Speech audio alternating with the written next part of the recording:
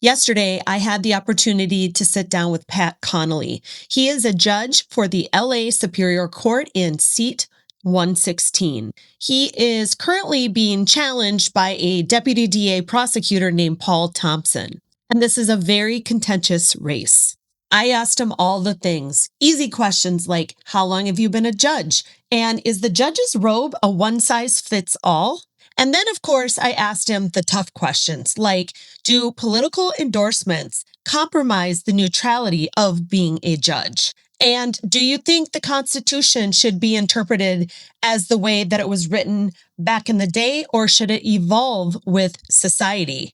I asked him, what do you think distinguishes your philosophy versus your opponent? And I even addressed the LA Times article where Connolly is basically being accused of having 3 disciplinary actions on his record and 2 currently under investigation. Now, you can make decisions for yourself by listening to the podcast.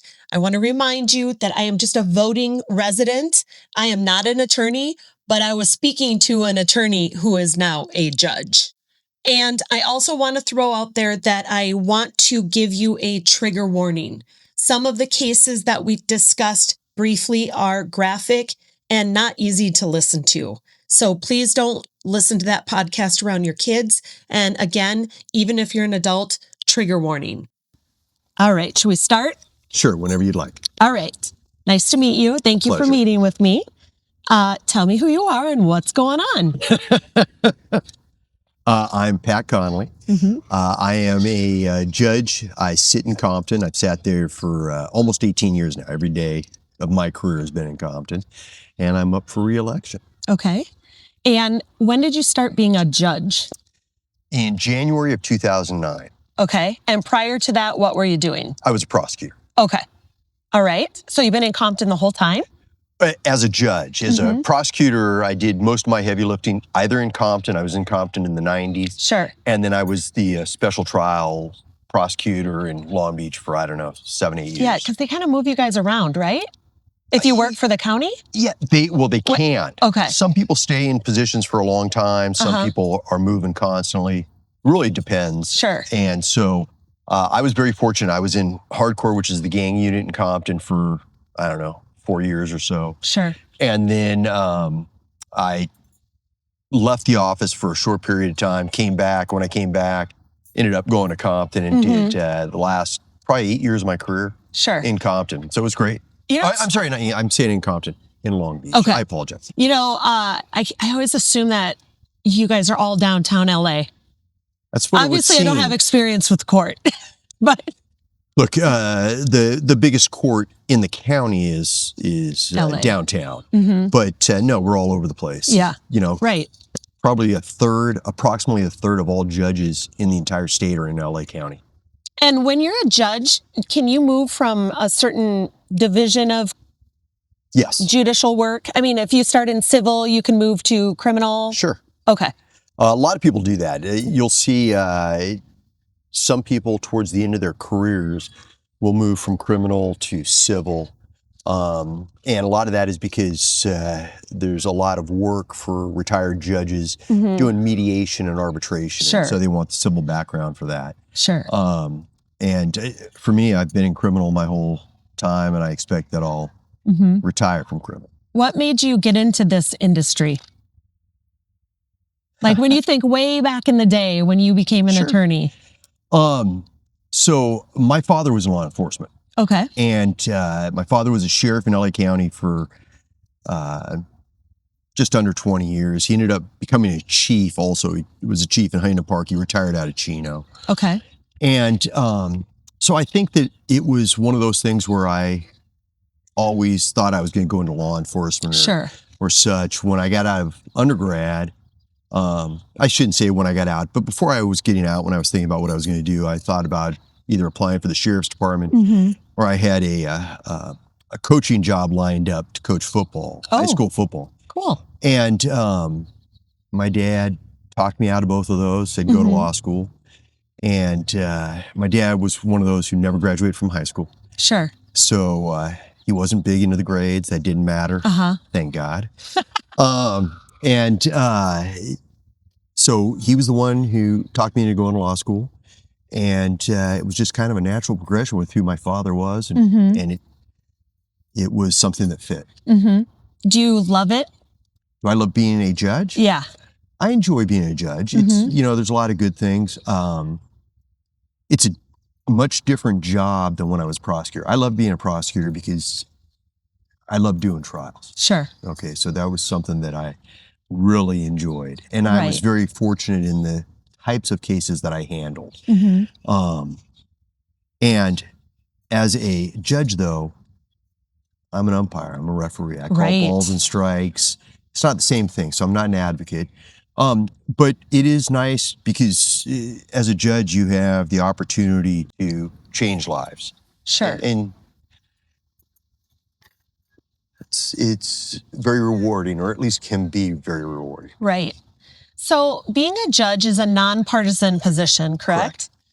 How does that work if, your opponent is endorsed by the Democratic Party and you are a Republican Party? How does that matter? Well, first of all, I know that my opponent. I'm not sure if it's a party, but something. Sure, has claimed that I'm a Republican, has claimed that I'm MAGA, I'm some extremist. I'm actually not a Republican. Okay. But I'm not a Democrat either. I am an independent, registered independent. When I became a judge, my father, I was very close to, he passed away a few years ago. And it was his advice that as a judge, you can't belong to a political party. Right. Because you don't want anyone to think that they come before you and that you're beholden to one thought or another. And so I am completely independent. It is nonpartisan. And it's just the way things are. So as a judge, I have a certain set of rules that I must adhere to. And it's different than any other political position. And regardless of anything else, I'm a politician as a judge. Right. Okay. So I think people don't understand that. They don't. I think that I'm learning in interviewing just people on the streets that they don't realize how powerful and influential the judge positions are. Well, there's another side to that coin. We learn about all the other people running, but we kind of, the judges, I'll check this one. But I also think that there's a misconception that judges are more powerful, that we have more power to do things than we really do. Okay. Look, we have power over cases. We have a lot of influence over certain things. Sure. But we don't have the same type of influence that I think that people who are watching TV believe that we may have. Right. Yeah, I always like to ask people, what do you think a misconception is? That the public thinks that judges are like, yeah, no, it doesn't work like that. Sure. All the time. Yeah. Yeah. Okay, here's my questions that I wrote down. For you, in practical terms, sure. What does equal under justice mean under the law to you in practical terms? Okay, in practical terms. So I'm going to speak about myself. Okay. All right. I think that for a judge, we have to be independent. And I think that it's characterized in a few different ways. The first is that we do not put our thumb on the scale. We act as an independent arbiter or mediator or umpire. Sure. And I think that you also have to give both sides a fair chance to be heard. It's interesting because you'll see people in a trial and a judge, and I am known to do this too, will cut somebody off. Right. All right? I got no problem doing that. We've heard this. We're not going to go into it. We're not going to waste time. We're going to be efficient. They talk about the efficiency and the efficacy of the law and of the courts. But I think that one of the things is that you need to have a judge who looks at every case individually. Right. You can't just have, you talk about misconceptions. A lot of people believe that judges have more discretion than they actually do, especially a lot of the cases that I handle are the most serious cases. And I work in Compton, where Long Beach has some very serious cases downtown. But the majority of the cases in Compton are the serious cases, the murder cases, the serious sex cases. Sure. So you have those. So we don't have the same amount of discretion as we would in something that's a lower level felony, misdemeanors. And so that is a misconception. Sure. But I think that bottom line is giving everyone a fair chance to be heard. And for me personally, making sure that everyone understands what's going on and why it's happening. Right. You know, hey, wait a second, we've been here 4 times. Why is this getting put over again? Well, there's a reason for that. And here's what the reason is. Whether it be discovery hasn't been turned over, they're talking dispo, there's a chance that we might be able to dispo a case. Sure. The number one reason why I would put something over, or an attorney not being prepared or not having something. Sure. So, you know, it's one thing to do those things. It's another thing to explain it to the families that are in front of you, whether it be the defendant's family, the victim's family, and oftentimes we don't have the victims there. Right. Because of the unfortunate circumstances that we're going through. But, you know, in those serious cases, and I said this just yesterday, there's no winners. There are just no winners. That has Everyone's to be gonna so lose. hard. You know that both sides are not going to walk out of the courtroom happy. That is correct. And no matter what we do, we can't give somebody back a loved one. Sure. And, you know, when defendants are put away for lengthy periods of time, their family loses their loved one also. Of course. It's just, look, it's somebody was talking about judges having PTSD. I can't imagine. And I was like, I never really thought about it. But I guess, you know, there's a lot of. I would imagine you guys do, because you look at pictures and videos and listen to people and. Yeah, you know, we see the worst of the worst. And so it can be troubling. Yeah. Do you believe that the Constitution should evolve with society, or should it remain tied to the original intent? Wow. Okay, so I'm not going to bite on this one. Okay. Okay. I am here to enforce the laws. They have people far more erudite than myself who are going to make those laws. Right. Regardless of whether or not I agree with them or not, I'm going to follow them. I told jurors, was telling jurors on a regular basis, you must follow the law even if you don't agree with it. And you take an oath to do that. I would do the same. Right. So I'm going to leave it to somebody other than myself to do that. But interesting. How do you balance public safety with rehabilitation? Well, earlier I said that you look at every case individually. So I, for the first 17 years of my career on the bench, have handled serious trials. Sure. Okay, and when I say serious trials, I think I handled my very first murder case, tried and sat on. My first murder case, like 4 months on the bench. Wow. It's something that I knew, and I had a boss that was great with that. So for the 17 years, I've handled those types of cases. Sure. As I've said, we don't have a lot of discretion. Somebody gets convicted of first-degree murder, it's 25 years to life. It's not, we might want to look at probation or something like that. Right. It's not funny, but. No, but you don't have the discretion. Yeah. In the last 6 to 8 months, I have gone to the Master Calendar Court in Compton. So I was asked to do it quite some time ago, didn't want to do it. It's a court, you have to start at 8:30. All of the murder cases come through me. Sure. Almost all of the trials come through me. And I try to resolve a lot of those cases. Sure. My mornings are just handling the calendar, and then the afternoons are usually somebody's going to come talk to me about a case that's set in a couple of weeks or so, and everyone's bought in. But also, as part of the duties as Master Calendar, I handle what are called the collaborative courts. Okay. And the collaborative court, the community collaborative court, is a situation where we have individuals who've been convicted of crimes. Could be serious crimes, could be shootings. I mean, it's not going to be a murder. It's not going to be a serious rape. But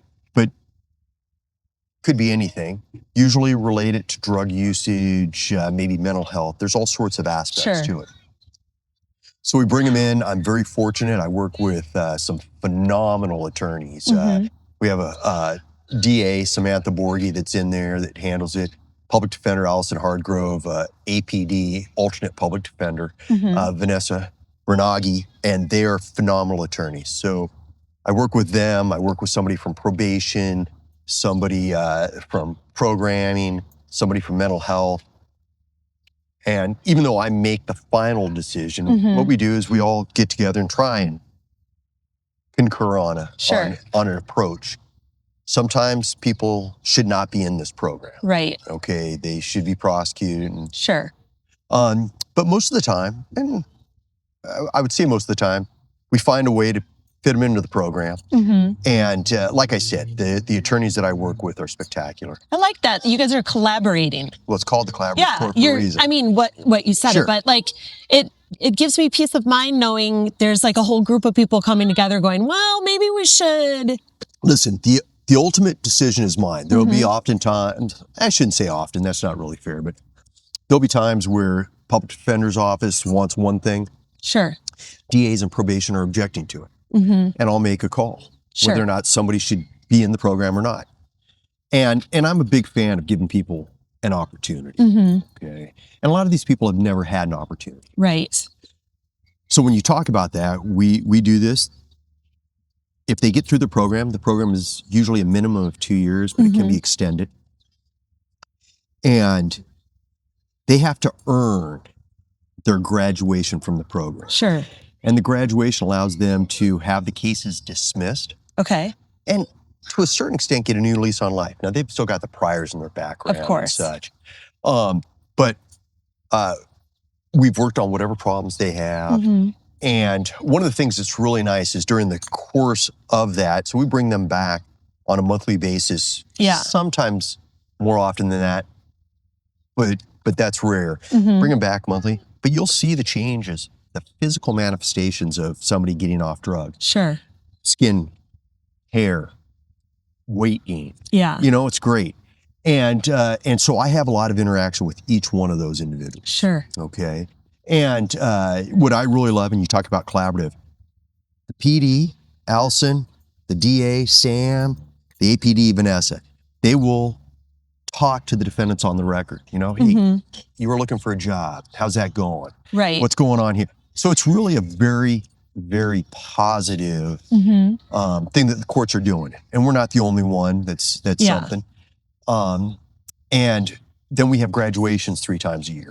And those graduations are pretty awesome. And not to go too far into the weeds, but I will say this. So I've been trying to bring in speakers and such to that. And I'll tell you right now, I'm not very bright. So, but we're going through interviews because of this election. Sure. And one of the interviews that we're going through is Carpenters Union. All right, we're looking for endorsements. Sure. And so I'm speaking with them. There's quite a few people. It's a Zoom call. And they ask about apprenticeships. So just situationally, I'm answering last. Sure. Okay, but everyone gives the exact same pat answer. No, I don't know anything about them. Oh, I think they're wonderful. Oh, yeah, I'm all for them. But no one really knows. We don't really have apprenticeships in the system. Right. Now, the whole time I'm thinking, how dumb am I that I'm handling the collaborative courts and never even thought about this? Okay? Never. Yeah. And here I am thinking about, hey, look, we'll get some speakers here.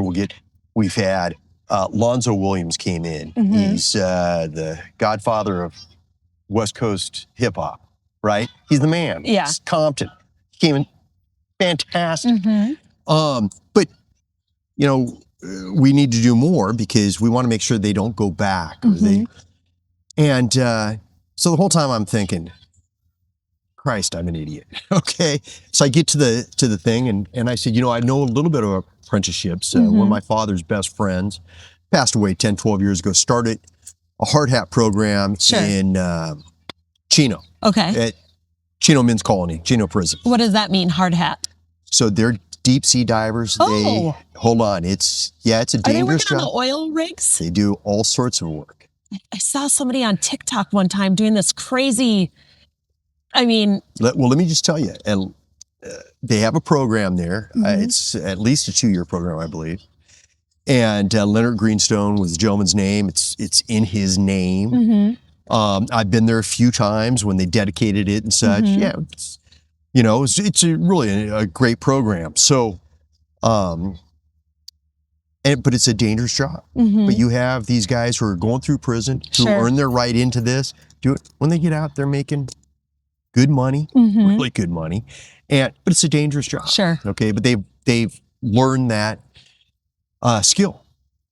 So I mentioned this, and the gentleman who's the head of the local takes over, and he says, it's interesting that you say that, because I was there last month. The Carpenters Union is going to be working with that program. Oh, interesting. Just random. Yeah. Right? Very random. And then he proceeds to tell me about his life and the issues that he's had. He has a great story. Fantastic story. And so I not only invited him to speak, and he was phenomenal, but brought in, we're trying to get the Carpenters Union apprenticeships for some of these people who have gone through our program or towards the end of the program. So as difficult as this has been, as I told you before we got on, I got the 2 little kids. I got my wife who keeps bringing home the dogs. But it's one of those things that my wife works, and there's some good that's really come out of this. And that's one of those things. And at least one of the people that are going through the program right now has contacted and is trying to get into the apprenticeship program right now. Be fantastic. I have heard of something similar. I don't know exactly what organization, but somebody was telling me how they were having somebody doing an internship from Yale, but they also had somebody that was out of jail, and it became this like giggle fest between the 3 of them of Yale and jail. I love it because we're all people. We are all different historical, upbringings, but we all wash clothes and we all eat and we all have to pay, you know what I mean? There are similarities. So, it's interesting. So, people, and they should, take great pride in the schools that they went to, the grades they got, and they've earned those. Yes. In the legal field, what you find is that where you went to school and what your grades were only matter for the first couple of years. No one ever asks at the end. What they see is, can you do the job? Are you good? Or can you not do the job? And I have seen people from West LA Law School who I thought were phenomenal. I've seen people from Harvard that I was going, oh my God, this shouldn't be in a courtroom. Right. So you never know. It's some of us don't have the opportunities that other people have.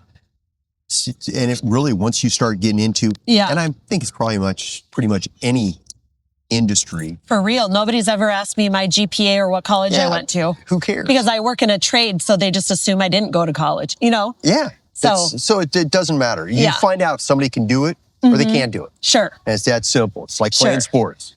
What are your biggest concerns about the current state of the LA court system? Well, when you ask concerns, are you asking something specific? I mean, I guess, no, nothing specific. Okay, well then I'll make it, I think that one of the issues that we have has nothing to do with the leadership in LA County. It has to do with the fact that we are down so many bodies in the system. Right, you don't have enough people. We just don't have enough people. Yeah. So we are down judges. We are definitely down public defenders and DAs. Oh. And so I think that at one point in time, the DA's office had approximately 1,250 attorneys. Sure. Now, maybe I could be off by a little bit, but it's 1,200 off. Right. And now it's somewhere in the 700s. Sure. So we're talking about people having to do a lot more work. And the resources are not as great. Did we have a big retirement, or why is the number so low right now? Or is there just so much more crime? We can't, No. Honestly, when I wrote the question, it's just a general. Sure. I'll tell you. Look, a lot of it had to do with politics. Has to do with Sacramento maybe wanting to save money. Okay. Has to do with local areas wanting to save money. There was also, I know that when, before the present DA, there was a lot of DAs that left the office because they didn't agree with the politics of the prior administration. Yeah. And so there's a lot of reasons. Sure. But the simple fact of the matter is the biggest problem is that we just don't have a lot of the resources that we used to. We don't have the numbers. Right. And, it's in many respects downtown. We've got Sergio Tapia and Rick Ocampo, who are the two heads of the courts, presiding judge and assistant presiding judge. And we have Yvette Verestigi and Olivia Rosales, who are the supervising and assistant supervising of criminal. Okay. A lot of that is just putting fingers in the dike, trying to do more with less. Sure. And so it's very difficult. And, it makes so that's sense. what it is. I do speak with people that have court situations, and it seems like, they have to delay or, whatever. It's just busy. Sure. And I understand it because once you get in there, it's not fast. No, and you want it to be fair. Correctly. Yeah. Yeah. And so, sometimes you can't hurry justice. Right. In many ways. So. Right. Yeah. What makes you different from your opponent? You are a judge. That person, Paul Thompson, is a deputy DA. Correct. Prosecutor. Well, what's different about your philosophies? You know what? You'd have to ask him. Okay. Okay. Okay. All I can say is, look, I was a prosecutor. I tried a lot of cases. I think that if you ask anyone that I tried cases with or in front of, sure, they're going to give me, for the most part, nothing but high marks. Sure. And I also think that I'm one of those who was considered extremely honest. Okay. And very fair. Okay. I had a great relationship with the defense attorneys. Now I've been doing this for 18 years. Right. And I think I have a great relationship with the defense bar, who's been incredible during this thing. The prosecutors that have also been incredible. Sure. The judiciary, which I think most people would have expected, but they have been absolutely wonderful. Right. And so I think that I have, I'd like to say, proven myself over the 18 years. Sure. And I think it's one of those things, and my wife loves this story, and so I was just talking about it yesterday, so I work out in Compton. Okay. Okay, so I work out in the gym in Compton. I work out here also when I can on the weekends, but sure. So I'm in Compton during the week, so I work out there. I'm coming out of the gym a few weeks ago, walking through the parking lot, some guy starts going, "Hey, Judge Connolly, Judge Connolly." So I look over, I don't recognize him right away. And he goes, "Hey, I just wanted you to know, we got you." And he goes, "You put me in prison, but you were cool." That could have gone differently. But, it was great. So, and I think that one of the things that I do as opposed to a lot of other judges is I talk to everyone. And, and I always feel like this is not about me. It's not about the attorneys. It's about the defendant who's there. It's about the victims' families. Right. It's about the victims if they're there. And that's who this is about. Sure. And so even though we may not be able to get justice to the extent that would be perfect, but let's see what's the best thing for everyone involved. Sure. And when I talk to defendants, I tell them, I'm going to go home and get yelled at by my wife. If I'm lucky, I get to go work out, play with my kids, do whatever. Yeah. But for you, you don't have that option. You don't have the ability to do that. So this is about you. It's not about me. Right. So if you want to talk about this, we'll talk about this. If you got questions, I'll answer them if I can. Sure. So I'm very fortunate. When you became a judge, did you challenge someone? No. There was just an open seat? There was. Open office? Correct. Okay. Just curious. What does transparency mean to you? And also, what do you think it means for a judicial candidate? Like, what is transparency like when you're running to be a judge or you're trying to keep your seat as a judge? Well, contextually, I'm not sure exactly what you're asking. I'm not an attorney, so just take it whichever way. Fair enough. When you say transparency as a candidate, regardless of whether or not I'm running for re-election or not, I guess transparency would be that our experience, our backgrounds are open to you. Sure. As far as transparency as a judge, it's very similar to the philosophy that I've already espoused to you. I am one of those who wants everyone to understand what's going on. And look, I have a lot of experience. I've sat on, I don't know, well over well over 100 felony trials. A majority of those being murder cases. Right. I tried well over 100 trials with, close to 50 of those probably being murder cases. I tried death penalty cases and such. So I've got a lot of experience. Sure. And so when I speak to a defendant, I don't sugarcoat it. Okay. I explain it to them. Yeah, and this is what I'm going to guess is going to happen. And I don't even need to know much about your case to tell you exactly what your defense is going to be. I'm going to tell you exactly how you're going to do this. I'm going to tell you exactly what's going to go on. Let me tell you why you're between a rock and a hard place. And this, hey, you got a shot here. Right. So maybe you want to think about this, but we'll talk about the people. And what's been very nice, and you talk about transparency, but beyond that is the fact that I have attorneys that come before me who are not just experienced and excellent attorneys, but have bought in and will come to me to say, I got a client. Would you please take this case to you? Can you speak to him? Can you take the time? And other than causing my JA, my assistant, to go apoplectic, right? We don't need any more cases. Seriously. And she is wonderful. My life is run by women at home and at job. Keep you in check? I'm sorry? Keep you in check? Very much so. Hopefully I'm answering these. No, these are good. Okay. These are all questions that either I came up with or people that are my followers. Okay. Sounds good. So some of them might be silly and some of them. That's quite all right. Okay. Tell me about a case that changed the way you think. That changed the way I think. All right. You know what? I am very limited as to speaking about certain cases because there's appellate rights and such. You know what, I was going to say that final. As far as the transparency, it's tricky because you guys can't say things. And also we can't, when I interviewed Tall, we can't look up his cases. They're all private, pretty much, mental health court, I mean, yours are too, but do you know what I'm saying? It's like, it's a different situation. We're just voters. We want to know, how can we find out about this person? Yeah. There's certain ways to find out things, but there's a lot of things that you can never find out. Right. And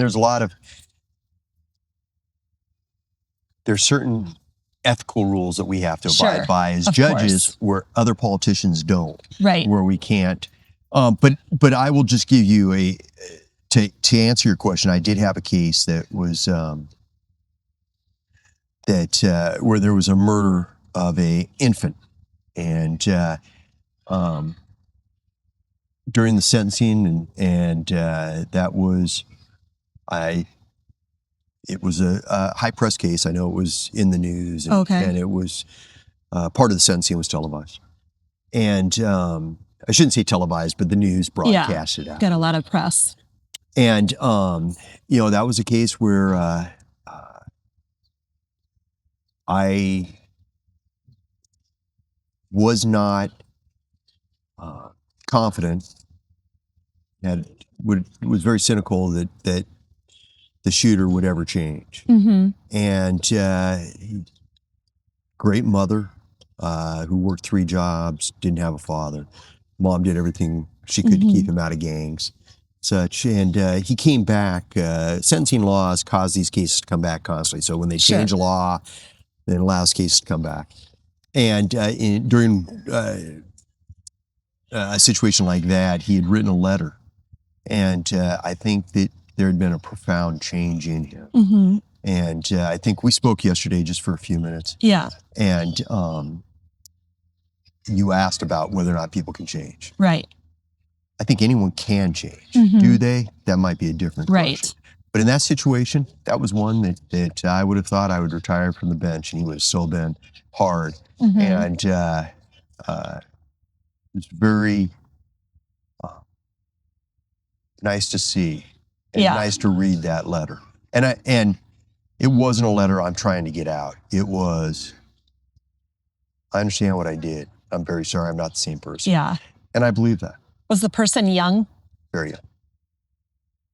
Now he shot an infant, though. Yeah. I mean, that was not the intended target. Yeah. But he killed an infant. Yeah. I can't even imagine what you guys see in a day. Yeah. At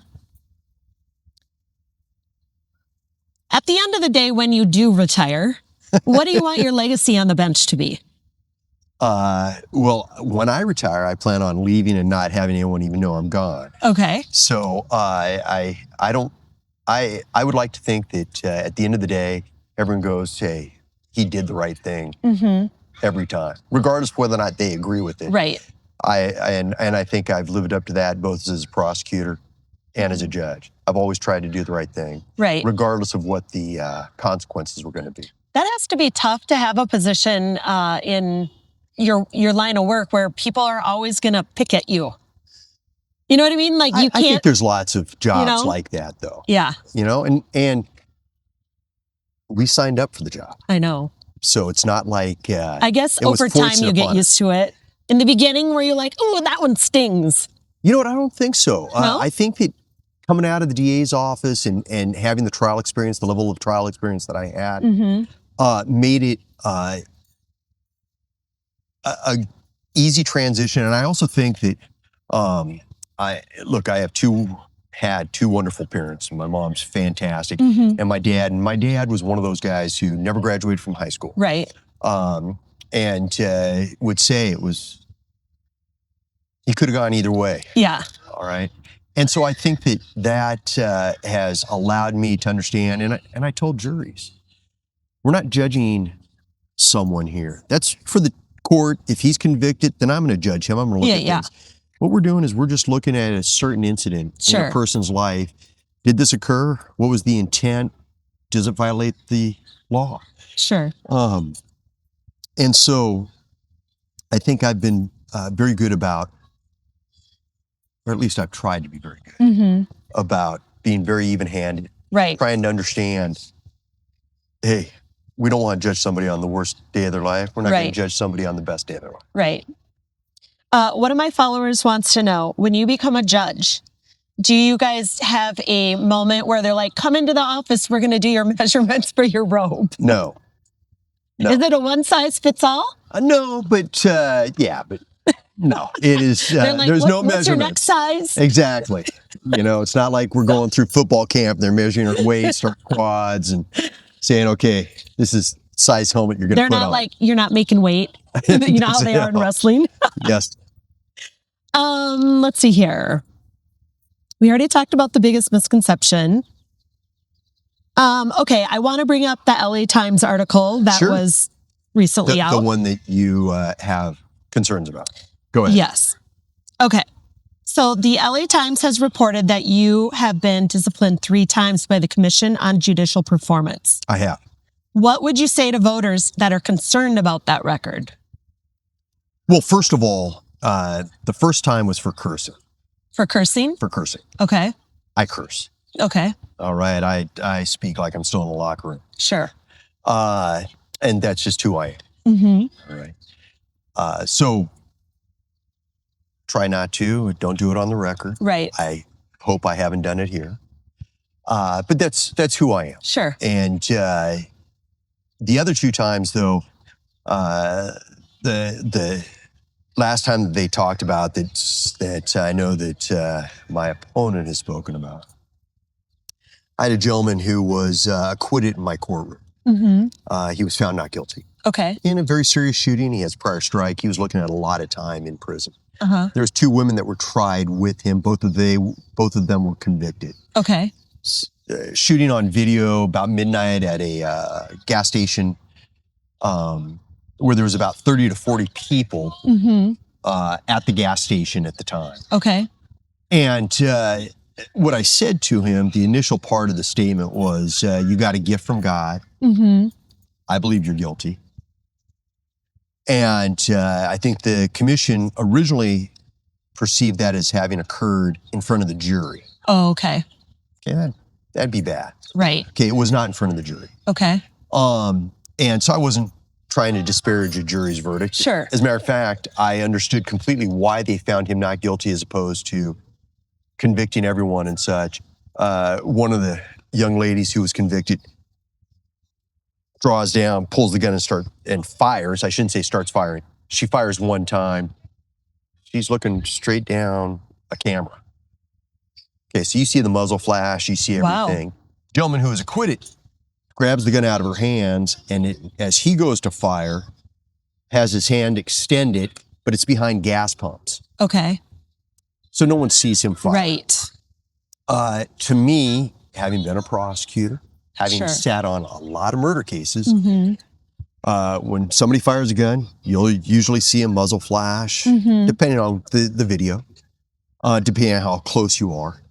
You see her muzzle flash pretty clear. Right. You'll find a cartridge case that's significant because it's consistent with the shot being fired.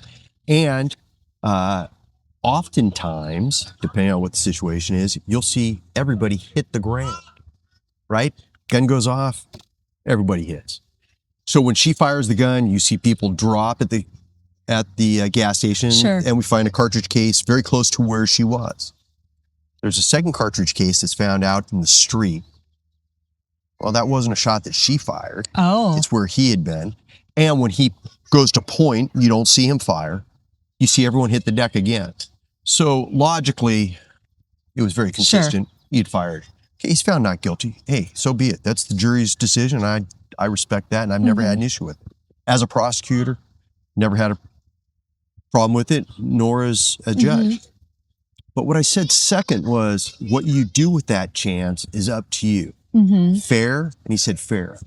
And so I wasn't trying to disparage anyone. There was no ethical violation. They didn't like how I said something.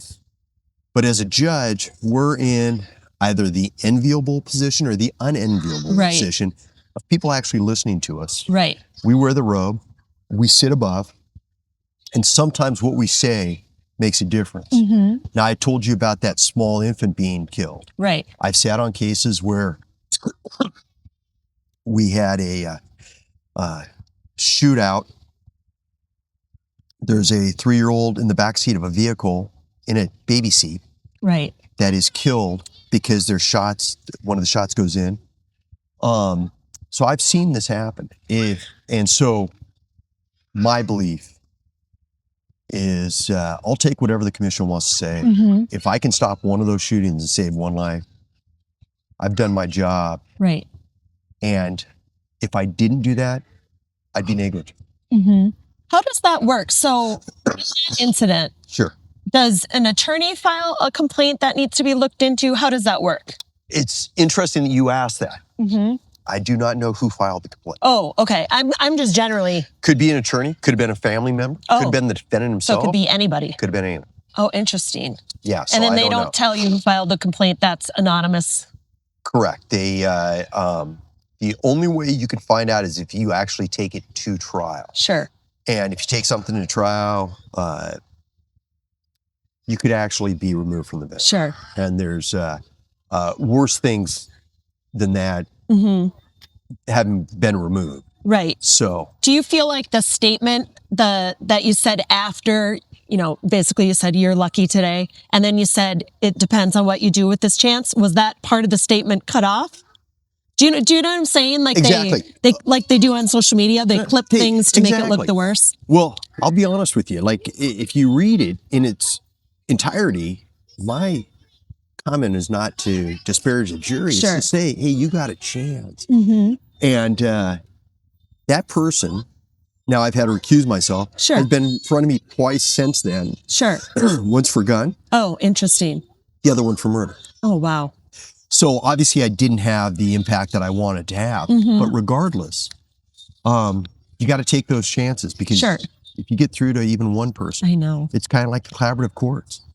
Look, sometimes people don't graduate from there, and it's sad. Right. But the people who do graduate, you don't want to see them come back. Yeah. Hey, look, everyone's rooting for them. Right.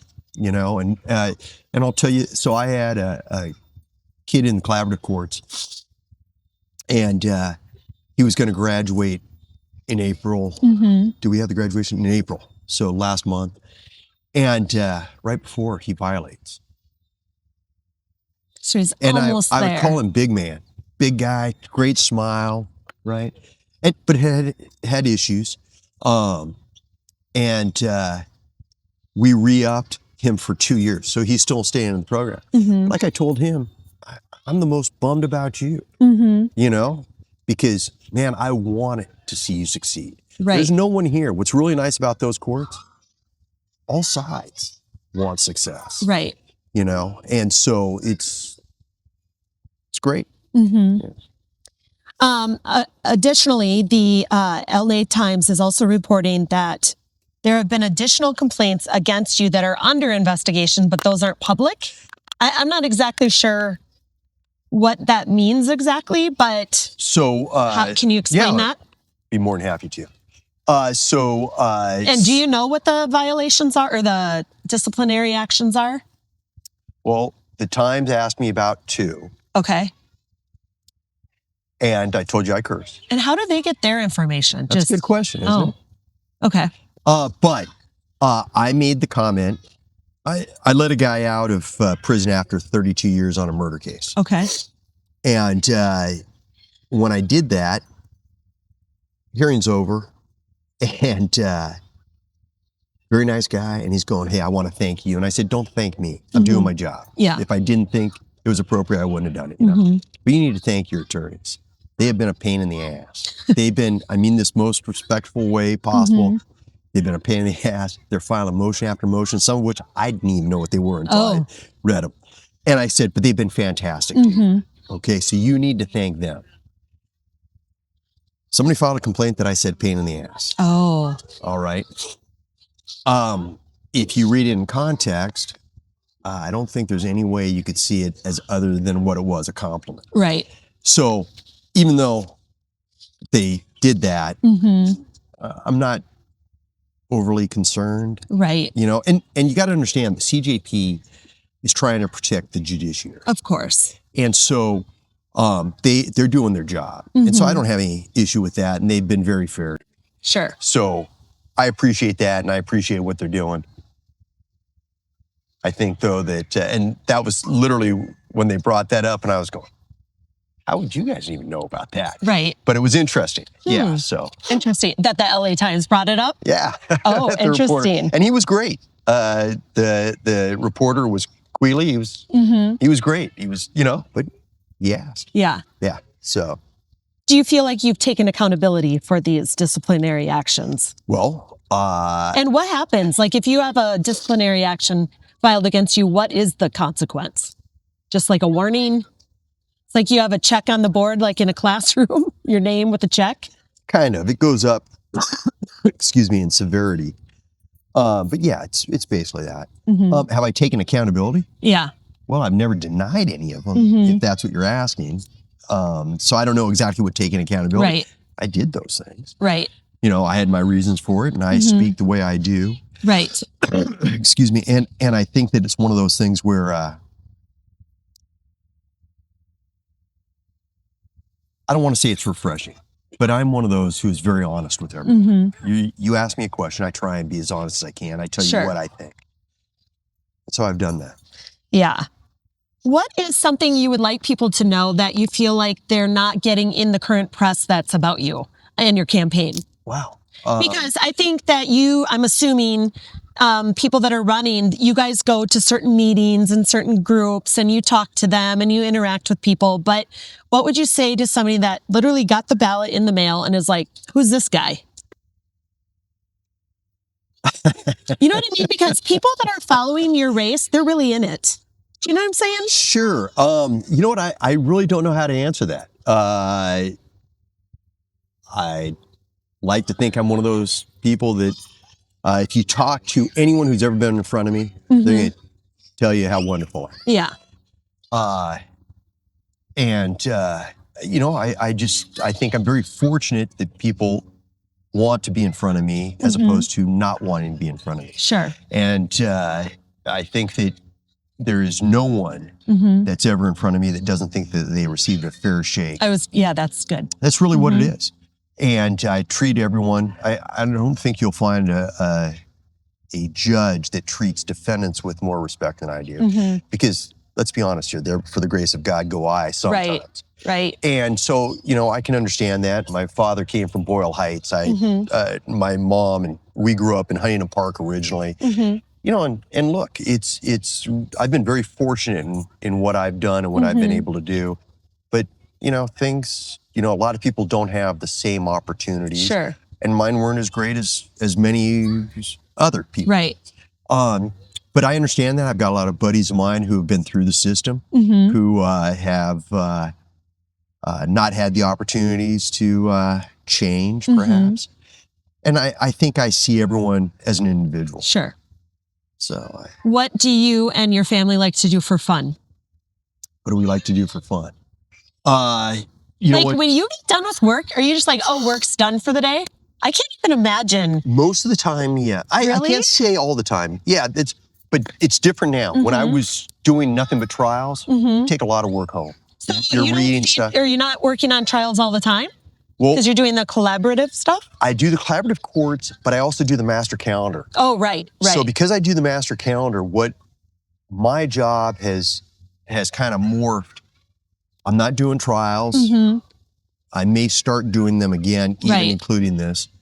But the reality is that everything goes through me. So I have to play chess and figure out where I'm going to send this. What am I going to do with this case? See if I can settle this. We're going to, hey, get those attorneys to me now because we're going to talk about this case.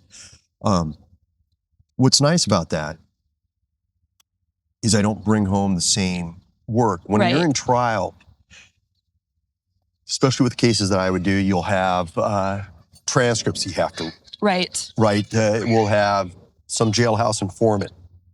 And so you have to review it as well as the attorneys because you have to know what's going to come in, what's not going to come in. There's case law because there's some issue that came up. And, in every case, and every case is different. No matter what, every single case is different. Every murder case is different. And there's different issues. And so the other thing is that the law is ever evolving. Something that was okay 2 years ago, gang evidence. It's completely, I shouldn't say it's completely different. It's much different than when I was practicing and when I first was on the bench. So there's all sorts of changes in the law. So you got to keep up on that. You know, so it's a different process for me. So I don't bring home the trial work that I did on a regular basis. When you think back of when you started as a judge, you're like, wow, if I only knew then what I know now. I mean, I even think about like, there's jail informants, and do they just, I guess you learn that as a prosecutor? I mean. Well, as a prosecutor, and you're being from Long Beach, you probably drive the 710. 710 has an area that's dedicated to a sheriff's deputy, Ceci Rosa.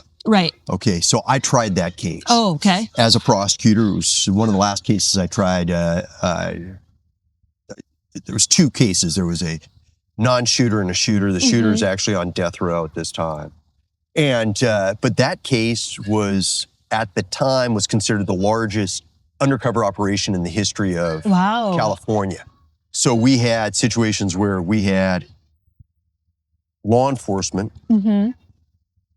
as prisoners. We put them in a couple of state prisons, had them brought out, chains and shackles, sitting on a bus with the people that we were trying to get statements from. So that's a little different than jailhouse informants. We put them in a jail cell where we were recording and where they were sitting with law enforcement. So those things happen, but you'll have transcripts of all that stuff. But you'll have transcripts of just recordings that are done from witnesses in Spanish. You'll have the translation. You may have to go through it. So, you know, trial judges, it's a difficult job. It's a lot of work while you're in trial. And there are some who are extremely thoughtful, so they take a lot of time to do it. There's others who are I don't want to say more decisive, but you know, less time. But it's a difficult job for all of them. Plus, as you have stated, the things that you're seeing are really troublesome. And I think that with jurors, I've spoken to jurors a lot, and I think you'll find very few people that think that jury service was not fun, was not a great experience. The only part of that usually is bad is the nature of what you're looking at, what you're having to decide. So, but yeah, that's. What do you like to do for fun? I interrupted you. That's all right. I like to work out. That's like play with my kids. Yeah. I've got 2 kids, 4 and 7. The 7-year-old's playing a little baseball, a little flag football. The 4-year-old is going to play soccer this year. Oh, get ready. Every weekend's going to be busy. I'm very bummed about that. Why? What sport did you want? Soccer. Football, of course. Football or baseball. Basketball, and so they're going to be playing sports. My wife, I've got a wonderful wife. Married, we're going to be 10 years in a couple of months. And she basically is running my campaign. Nice. She works. She's a great mother. So I'm very fortunate to have her. And, we just do a lot of family stuff. So it's nice. Nice. And I started very late. Okay, I didn't get married till I was 51. And so they're keeping me up. Yeah. Or killing me early. Yeah. One or the other. I can't That's why you're drinking the Red Bull? Oh, trust me. Yeah. So. Nice. Well, thank you for meeting with me today. Okay, is there anything else you want to talk about that I didn't mention? You know what? Like I said, if you have any other questions, I'd be more than happy to answer them for you. But no, I appreciate it. Yesterday, I did a TikTok live. What was I doing? Oh, I was interviewing somebody for lieutenant governor, and I had to do it live. And when the live was over, there were a bunch of people on my TikTok. And do you know what a live is? I do. Yeah. And so at least I think I do. I shouldn't say that I know. So basically, I'm talking to a camera and people are chatting. Sure. And then I can invite people up to talk to me if I want.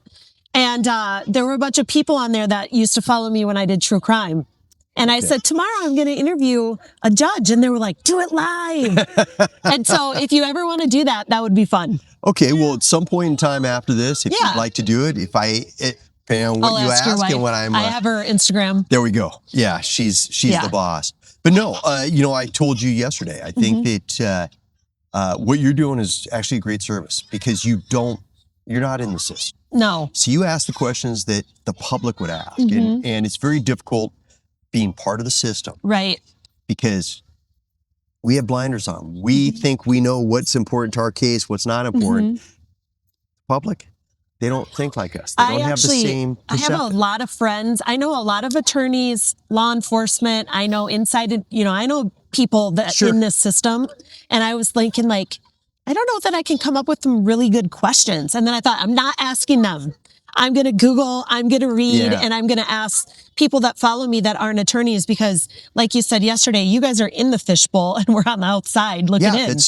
We ask, and I told you in a story yesterday. I was trying a case in Long Beach as a prosecutor. There's only one shooter. It's a fragment of a bullet that's recovered. My uncle had come down to watch the closing arguments, and I'm really making this a Cliff Notes version. Yeah. We go out after argument, and my uncle says, what happened with the bullet? Did you test it? And I was like, that seems stupid.